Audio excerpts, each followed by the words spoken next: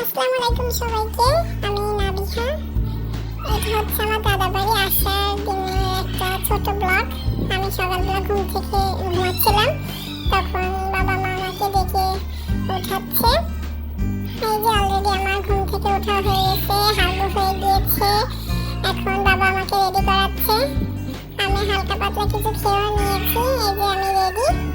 ফার্স্টে আমি এভাবে রেডি হয়েছিলাম, পরে অবশ্য আমি আবার আমার উপরে টি শার্টটা চেঞ্জ করেছি।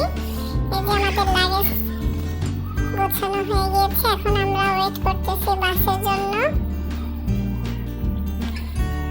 এখানে বেশ কিছুক্ষণ দাঁড়িয়ে থাকার পরে তারপর আমরা বাস পাই। অনেক গরম, অনেক রোদ্দুর। এই যে আমরা বাসে উঠে পড়েছি। এই যে উঠে বসে আছি। এই যে এখন আমরা যাচ্ছি বাসায়, দাদা বাসায়। দাদা দাদি আমার জন্য ওয়েট করতেছে। এই যে এখন আমি এই যে পানি দেখতেছি, ছোট ছোট যে নৌকাগুলো আছে সেগুলো দেখতেছি। এগুলো দেখতে আমার ভালো লাগে। তারপরে যে আমরা চলে এসেছি বাসের কাউন্টারে, এখানে বসে আছি। বাস যখন আসবে তখন আমরা উঠে দাদা বাড়ি চলে যাব। এই যে আমার দুষ্টুমি করা। বাবা আমাকে একটা চিপস কিনে দিয়েছে, কিন্তু সেটা আমি খেতে খেতে ফেলিয়ে দিয়েছি সম্পূর্ণটুকু। তারপরে যে বাবাকে বলতেছি আমাকে আরেকটা কিনে এনে দাও। এই যে বাবার সাথে গিয়ে আমি আরেকটা চিপস কিনে আনছি। তারপরে যে আমাদের বাস চলে আসছে, বাসে আমরা উঠে গেছি। বাস ছেড়েও দিয়েছে।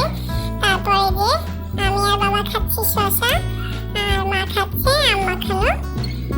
এই যে বাস ছেড়ে দিয়েছে। এখন আমরা চলে যাচ্ছি আস্তে আস্তে। আর আমি তো বাসে ওঠার পরই বেশ একটু কিছুক্ষণ পরই ঘুমিয়ে পড়েছি। এক ঘুমেই আমি দাদা বাড়ি চলে এসেছি। এই যে এখন আমরা পদ্মা সেতু পার হচ্ছি। তখন আমি ঘুমাচ্ছিলাম, আমি দেখতে পারিনি।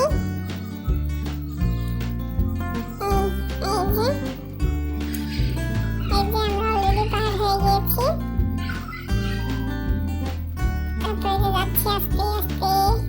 তখন আমি ঘুমাচ্ছিলাম, মানে পুরো রাস্তাটাই আমি ঘুমিয়েছি।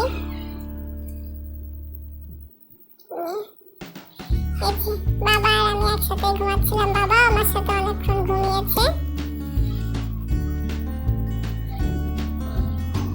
এই যে আমি ঘুমাচ্ছি আর বাবা আমাকে না দিয়ে কি জানি খাচ্ছে।